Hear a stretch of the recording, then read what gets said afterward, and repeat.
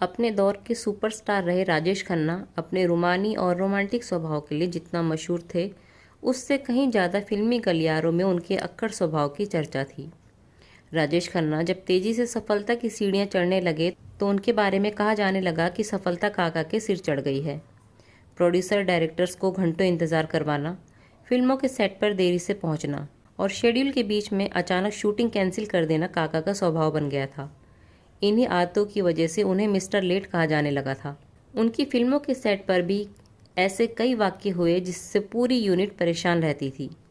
ऐसा ही एक वाक़या साल 1983 में आई फिल्म सौतन के सेट पर हुआ।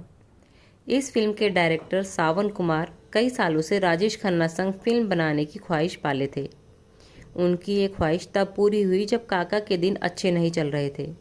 एक सुबह काका ने खुद सावन कुमार को फ़ोन करके कहा कि मेरी डायरी खाली है, जब चाहो आ जाओ। सावन कुमार काका से मिलने उनके बंगले आशीर्वाद पहुँचे। पीने पिलाने का सिलसिला देर शाम तक चलता रहा। जब सावन आशीर्वाद से निकले तो सोचा कि राजेश खन्ना जैसा सुलझा इंसान तो कोई हो ही नहीं सकता। उनके बारे में बेवजह तमाम नेगेटिव बातें कही जा रही है। लेकिन जब फिल्म की शूटिंग शुरू हुई तो दोनों के बीच गाली गलौज और मारपीट की नौबत आ गई। दरअसल सौतन की शूटिंग मॉरिशस में होनी थी। राजेश खन्ना पत्नी डिम्पल, फिल्म की एक्ट्रेस टीना मुनीम, प्राण और प्रेम चोपड़ा संग शूटिंग से 2 दिन पहले ही मॉरिशस पहुंच गए। क्योंकि शूटिंग में अभी 2 दिन का वक्त था, ऐसे में सभी के पास घूमने फिरने के लिए काफ़ी समय था। राजेश खन्ना की जीवनी कुछ तो लोग कहेंगे में लेखक यासिर उस्मान सावन कुमार के हवाले से लिखते हैं, उस दौर में राजेश खन्ना का एक चमचा हुआ करता था, विजय कौल, जो लेखक था। काका ने उसे सिर पर चढ़ा रखा था। वो भी उनके साथ मॉरिशस गया था। उस रात राजेश खन्ना ने विजय के साथ शराब पीनी शुरू की और सुबह 4 बजे तक पीते रहे। इसके बाद ड्राइवर से कहा कि उन्हें डिनर करना है, किसी रेस्टोरेंट चलो। लेकिन ड्राइवर ने बताया मॉरिशस में रात 12 बजे से सुबह 6 बजे तक रेस्टोरेंट बंद रहते हैं। ऐसे में सुबह 6 बजे से पहले खाना नहीं मिलेगा। इसके बाद काका भड़क गए और गालियां देने लगे।